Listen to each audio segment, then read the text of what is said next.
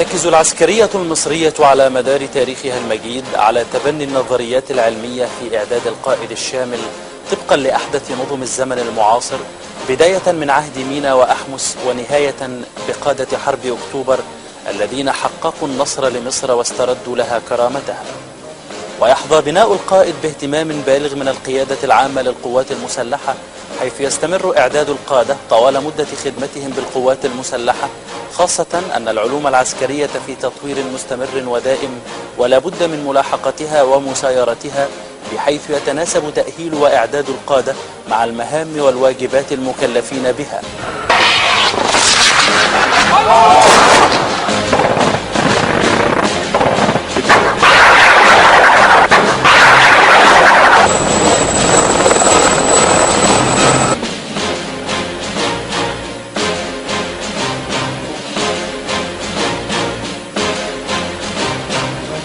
أكد المشير حسين طنطاوي القائد العام للقوات المسلحة وزير الدفاع والإنتاج الحربي على ضرورة الاهتمام بالتدريب وتطوير أساليبه ووسائله بصفة مستمرة، باعتباره الركيزة الأساسية للقوات المسلحة،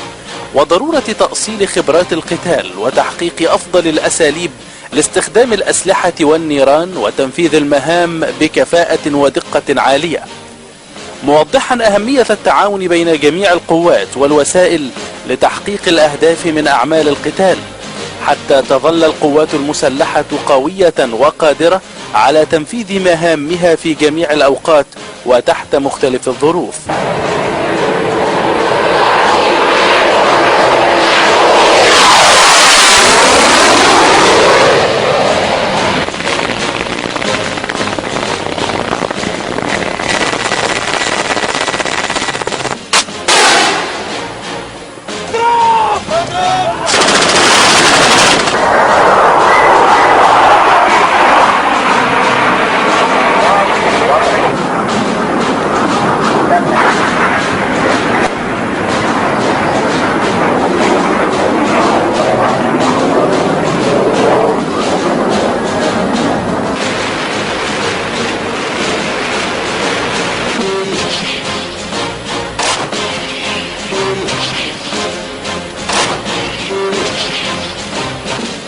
جاء ذلك خلال المرحلة النهائية للمناورة العسكرية أكتوبر 2010، والتي نفذتها وحدات القوات المسلحة مع الرماية بالذخيرة الحية، والتي استمرت على مدار عدة أيام،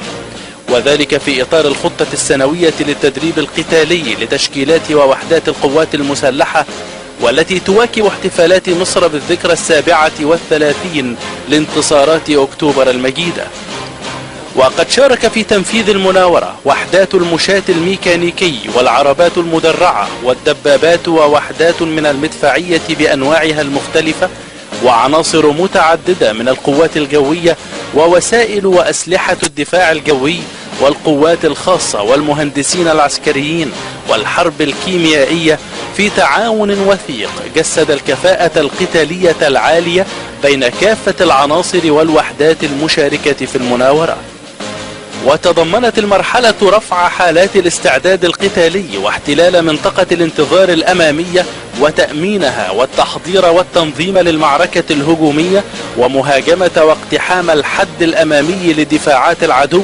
وتدمير قواته والاستيلاء على خط حيوي في العمق وتأمينه بالتعاون مع عناصر الإبرار الجوي الصديق.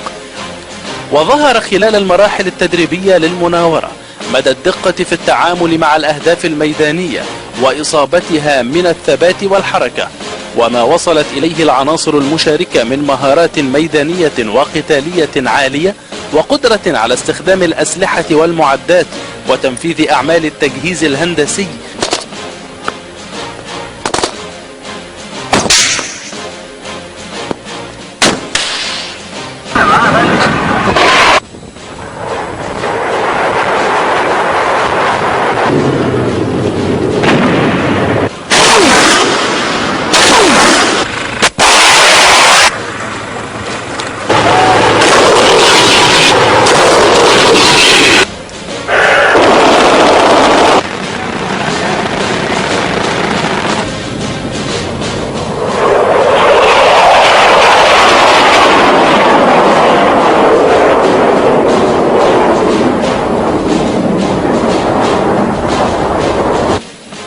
أكد المشير طنطاوي في المرحلة النهائية بحضور الفريق سامي عنان رئيس أركان حرب القوات المسلحة وقادة الأفرع الرئيسية وكبار قادة القوات المسلحة وعدد من دارس الكليات والمعاهد العسكرية،